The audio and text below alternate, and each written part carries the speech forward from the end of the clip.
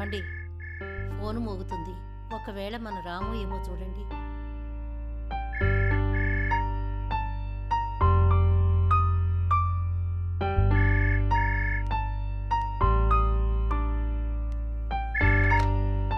నమస్కారం సార్, నేను ITBI credit card company నుంచి ఫోన్ చేస్తున్నాను సార్. మీరు 25,000 రూపాయలకి క్రెడిట్ కార్డ్కి రాము కాదు, మన క్రెడిట్ కార్డ్ చుట్టం ఫోన్ చేసింది. వద్దు పెట్టేయండి. నేను రిటైర్ అయింది ఈ అడ్డమైన ఫోన్ కాల్స్ అటెండ్ చేయడానికా? వివరాలు కాస్త చెప్పగలరా సార్? ఫోన్ పెట్టేయండి.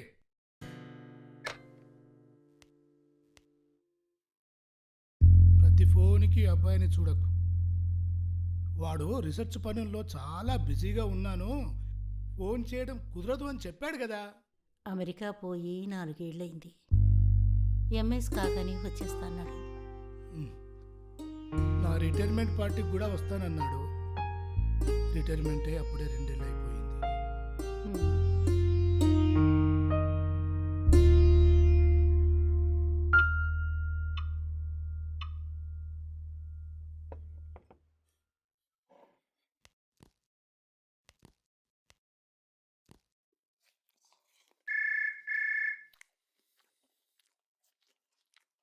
ఈ మధ్య చాలా కాలంగా ఫోన్లు రావట్లేదు ఇవి అనుకుంటున్నాను. అప్పుడే వచ్చింది. ఆగాగు వస్తున్నా.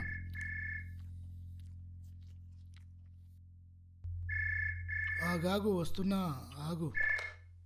హలో, ఎవరండి మాట్లాడేది? సార్, నేను పీస్ హౌస్ రియల్ ఎస్టేట్ నుంచి మాట్లాడుతున్నాను. అబ్బాయేనా? 10 లక్షలకి సింగిల్ బెడ్రూమ్ ఫ్లాట్ లభిస్తుంది. మీరు కావాలంటే నెలసరి అతి సులభ వాయిదా. ఆగాగు. గర్వారు నయ్యి సంసారు నయ్యి అంటూ పాడుకుంటూ కూర్చున్నా అనుకుంటున్నావా? లేదు సార్, ఇల్లు కావాలని అడిగానా నేను నిన్ను? అడగలేదు సార్. ఏమయ్యా, మీకు పని బాట ఏం లేదా? Sorry sir. ఏదో పిచ్చి పిచ్చిగా మాట్లాడుతుంటారు. Sorry sir. Sorry sir. మళ్ళీ సార్ ఫోన్ చేస్తే బాగుండదు. Okay sir. పెట్టే ఫోన్. అంత ముద్దుగా జవాబు చెప్తుంటే ఎవరైనా ఎందుకు చేస్తారు ఫోను? మళ్ళీ నాకెందుకు ఈ మధ్య ఫోన్లు రావటం లేదు అంటుంటారు. పని లేదు, పాట లేదు, పొద్దుస్తమానం ఫోన్లు చేస్తున్నాం. ఎవరిదండి ఆ ఫోను? హిమాలయన్ లాటరీ వాళ్ళు. ₹1,00,00,000 వచ్చినాయట. క్యాష్ కావాలనా చెక్ కావాలనా అని అడుగుతున్నారు. ఏం చెప్పమంటావు? ఆ ₹1,00,00,000 దాచుకోవటానికి ముందు సూట్ కేసు కొనుక్కోండి.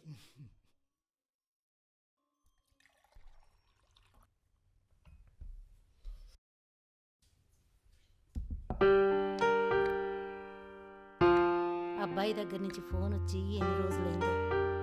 అప్పుడెప్పుడో రీసెర్చ్ అన్నాడు. కనీసం ఇప్పుడైనా రావచ్చుగా. వానికి ఎక్కడ తీరిక రావడానికి. వాడి మధ్య పిఎం ప్రాజెక్ట్ మేనేజర్ అయ్యాడట. మా సెక్షన్ ఆఫీసర్కి ఈమెయిల్ చేసి చెప్పినాడట. ఫోన్ చేద్దామంటే టైం డిఫరెన్స్ ప్రాబ్లం, అందుకే చేయలేకపోతున్నాడట. నిన్న కాశీనాథం ఫోన్ చేసి చెప్పాడు. మీ అబ్బాయి ఎప్పుడు వస్తాడు, వాడికి పెళ్ళి ఎప్పుడు చేస్తారు అని కలిసిన వాళ్ళందరూ అడుగుతుంటే జవాబు చెప్పలేక చస్తున్నాను. అమ్మా, మీరు అమెరికా రావటానికి వీసా ఏర్పాటు చేస్తాను, పాస్పోర్ట్ తయారు చేసుకోండి అని వాడు చెప్తుంటే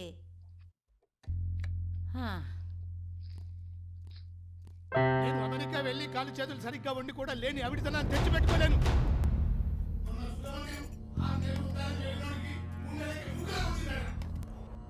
నిన్న చెప్పుకుంటే తెగ బాధపడుతున్నాడు. నిల్చున్న తప్పే, కూర్చున్న తప్పే, దగ్గర తప్పే, తుమ్మిన తప్పే. ఎక్కడికి పోవాలన్నా కారు కావాలి. బయటికి పోలేని నిస్సాయత. మాట్లాడడానికి ఒక మనిషి కూడా కనబడు.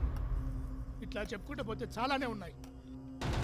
అన్నీ సరిగ్గా ఉండి ఒకరిపై ఆధారపడి బతికే బతుకునాది కాదు.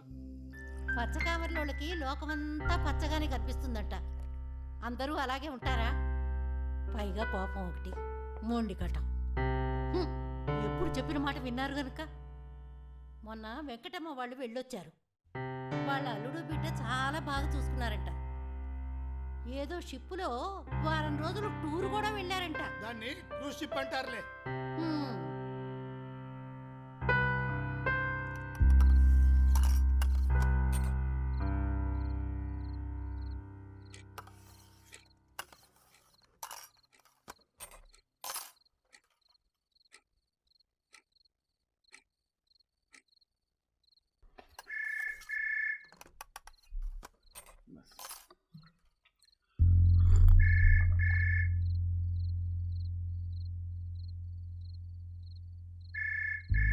ఇంత రాత్రి ఎవరబ్బా ఫోన్ చేసింది? అన్సుజా, అన్సుజా! కిచెన్లో ఏదో పనిలో ఉన్నట్టుంది. ఎప్పుడూ కడిగిందే కడగడం, తూడ్చిందే తూడవడం. ఇక నేను లేవడం తప్పదన్నట్టు.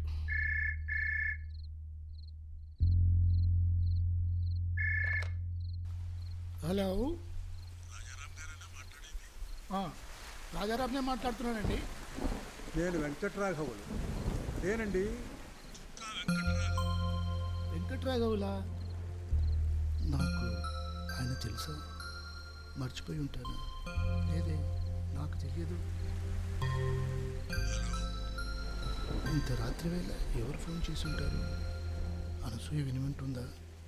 వింటే ఫోన్ పెట్టేయమంటుంది. వెంకట్రాఘవులు? ఆ పేరుతో ఎవరూ నాకు పరిచయం లేరు. రాంగ్ నంబర్ అని నేను ఫోన్ కట్ చేయవచ్చు, కానీ అవతలి వ్యక్తి నా పేరు ఇంత ఖచ్చితంగా చెప్పాడంటే అతన్ని నేను గుర్తుపట్టలేకున్నా అతను నన్ను గుర్తుంచి ఉంటాడని అర్థం.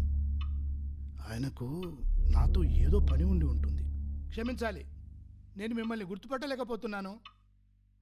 నేను మిమ్మల్ని గుర్తుపట్టలేను. ఇంతకు ముందెప్పుడూ చూడలేదు కూడా. కేవలం నా అవసరం కోసం మిమ్మల్ని విసిగిస్తున్నాను.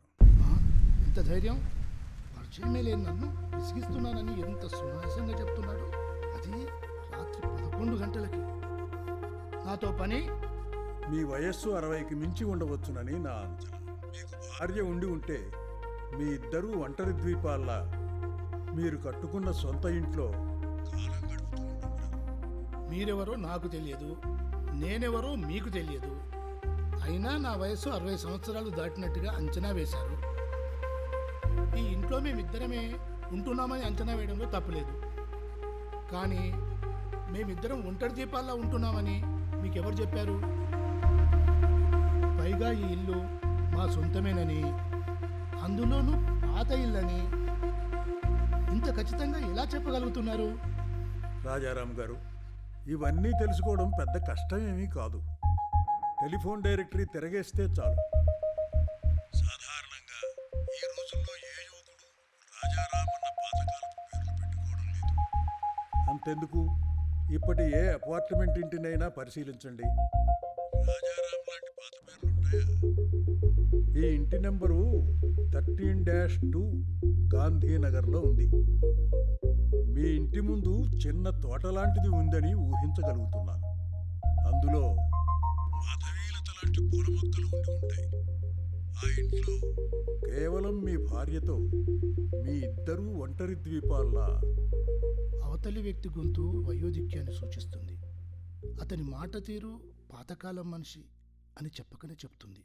అంటే వెంకట్రాఘవులు 70 లేదా అంతకంటే ఎక్కువ ఏళ్ల మనిషి అయి ఉండాలి.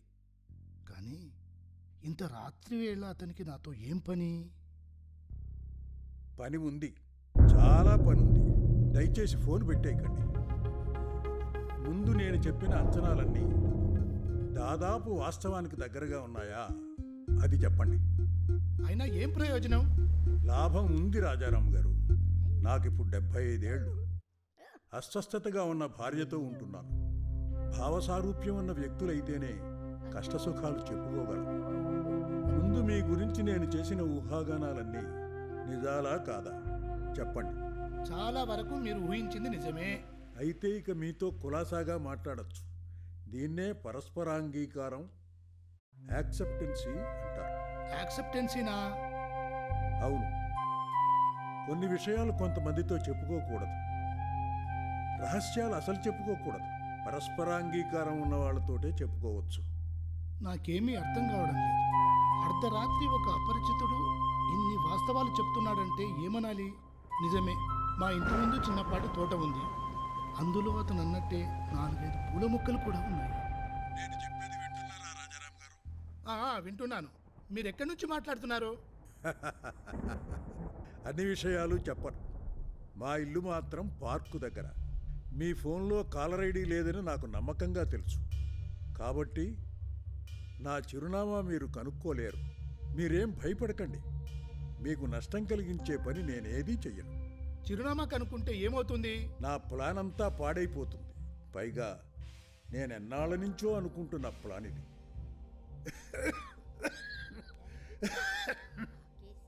నాకేమో ఆస్మా, ఆమెకేమో మోకాళ్ళ నొప్పులు, ఆల్జీమర్స్, అదే మాయదారి మతిమరుపు వ్యాధి.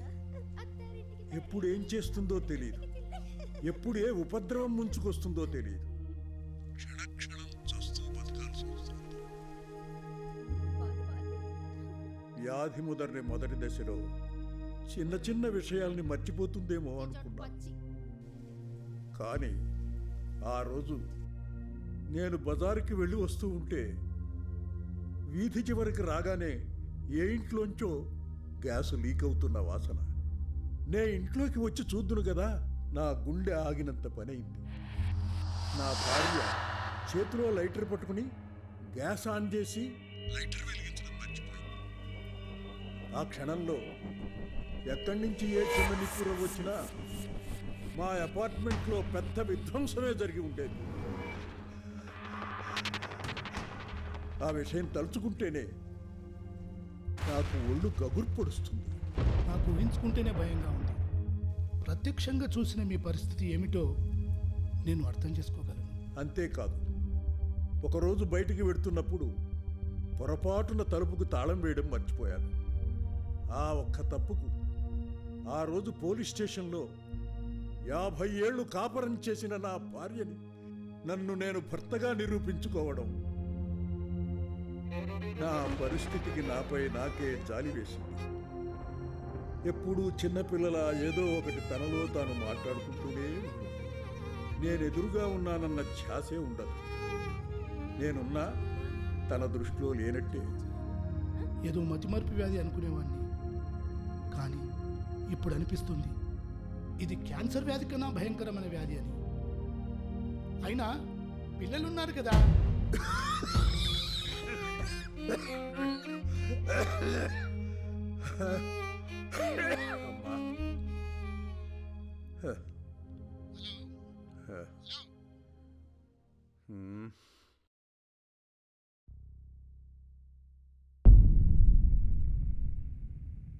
హలో వెంకట్రాఘవులు గారు, ఫోన్ అయితే కట్ కాలేదు కదా.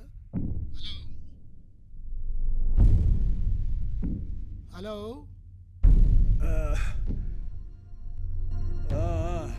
మాట్లాడుతున్నాను. గొంతు ఎండిపోయింది.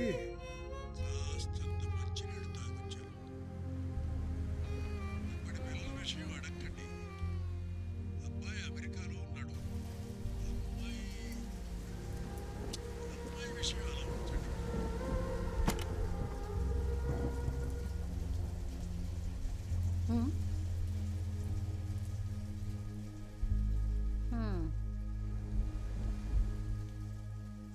అబ్బా, ఇప్పుడు ఈమె రాకుంటేనే బాగుండేది. మెల్లగా కూడా మాట్లాడదు.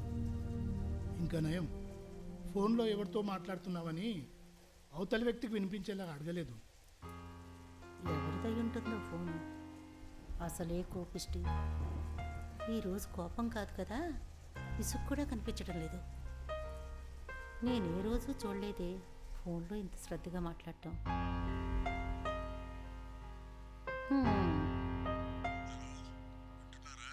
వింటున్నాను, చెప్పండి. మా అసలు కథ ఇంకా మొదలే కాలేదు. అసలు కథ? అవును, మా కథ వినడానికి ఈ లోకంలో ఎవరున్నారని. పిల్లలున్నారు కదండి.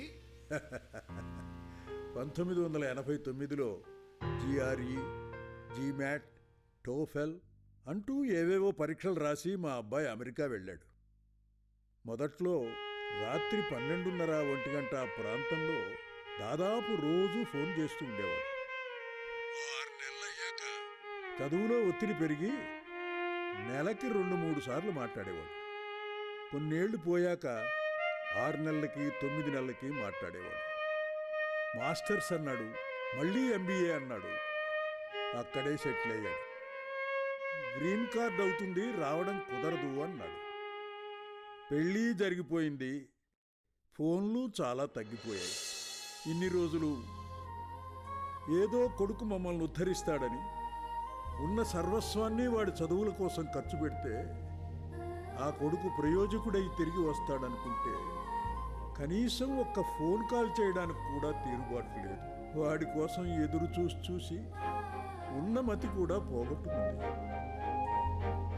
ఇటు మతిమరుపు భార్యతో కనీసం ఏం జరుగుతోందో కూడా తెలియని పరిస్థితిలో ఇలా ఇంకెంతకాలం బతకాలి? ఎవరి కోసం బతకాలి?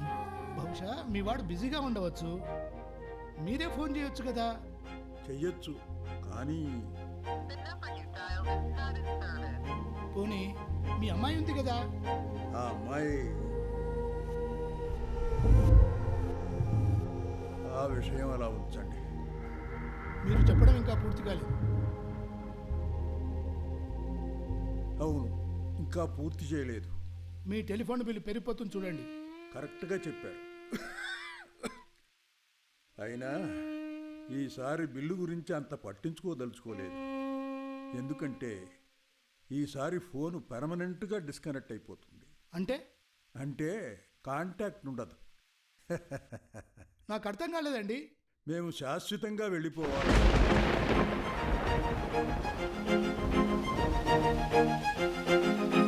నో, నో, అలా జరగడానికి వీల్లేదు. నా పేరు వెంకట్రాఘవులు, 75 ఏళ్ళు.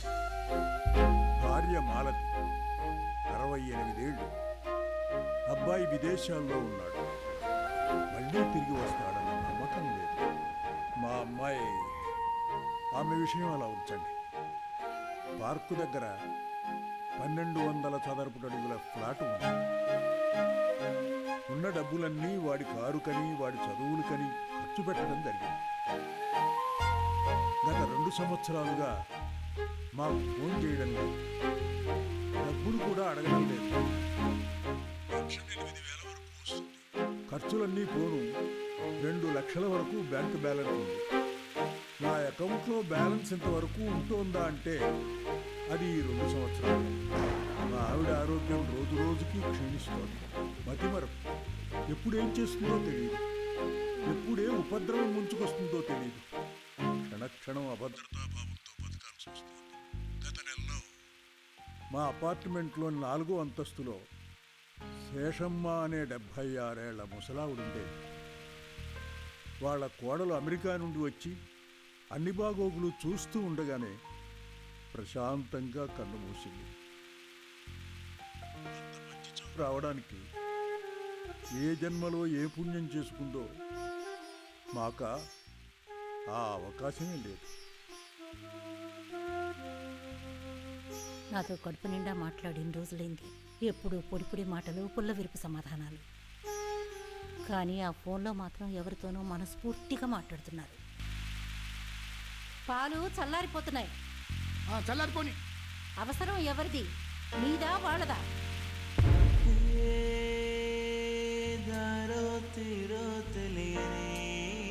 ప్రపంచంలో గారు చెప్పండి, మాట్లాడుతున్నాను. మీరు చెప్పడం ఇంకా పూర్తి కాలేదండి.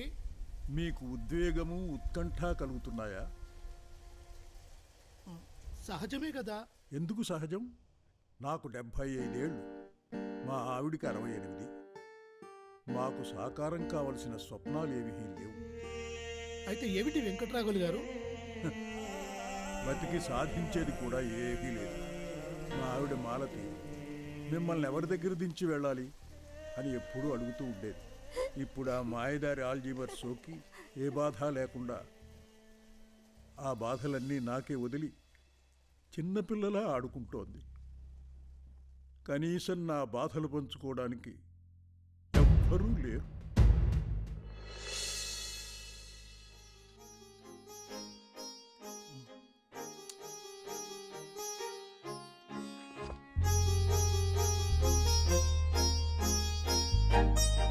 ఇప్పుడు అనసూయ ఏం ఆలోచిస్తుంటుంది? ఆమెకు ఈ అద్భుత వ్యక్తి వృత్తాంతం చెప్పాలా? చెప్తే ఆ అవతల వ్యక్తి పిచ్చోడై ఉంటాడని అనుకుంటుందా? హలో, మీ అపార్ట్మెంట్ పేరు, ప్లాట్ నంబర్ కొంచెం చెప్తారా? రాజారాం గారు, ఏమీ ప్రయోజనం ఉండదు. మీరు రావడానికి ముందే ఏ సంఘటన అయినా జరిగిపోవచ్చు. దానికి బదులుగా విషయం వినండి.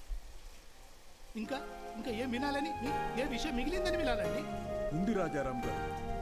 ఈ భూమండలం మీద మీలాంటి సహృదయుల దగ్గర వీడ్కోలు తీసుకునే వీలు దొరికింది. ఆ? వెంకటరావు గారు వెంకటరావు గారు ఇప్పుడే మీ దగ్గరకు వస్తాను. చెప్పండి. నేనే వస్తానండి. హలో హలో హలో వెంకటరావు గారు, వెంకటరావు గారు ఏమండి? హలో హలో ఏమండి, ఆ ఫోన్ ఎప్పుడో కట్ అయింది. ఇక రండి.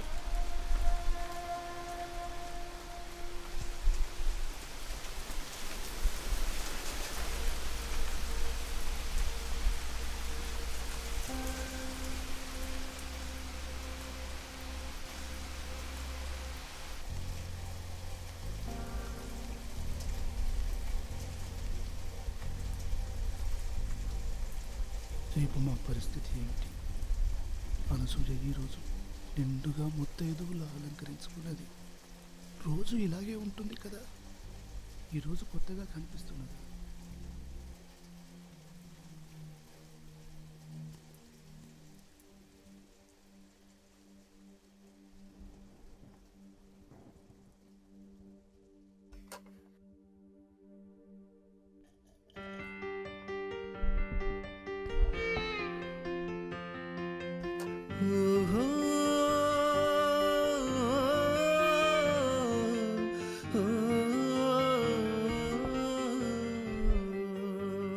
ఆ అమ్మాయిని చూడాలని ఉందన్నారుగా.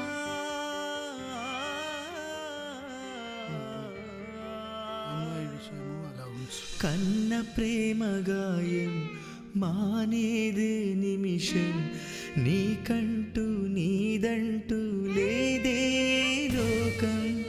గాయమైన హృదయం కన్నీరే చుట్టం, గుండెలలో రోదనలే కరిగే నా ప్రతిక్షణం.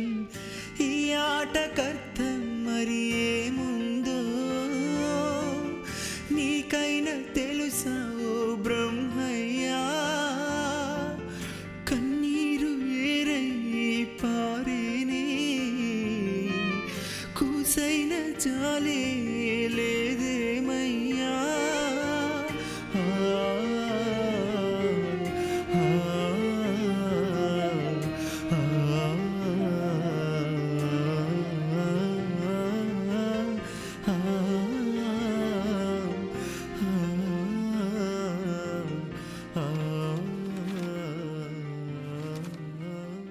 వెంకట్రాఘవులు ఏమై ఉంటాడు?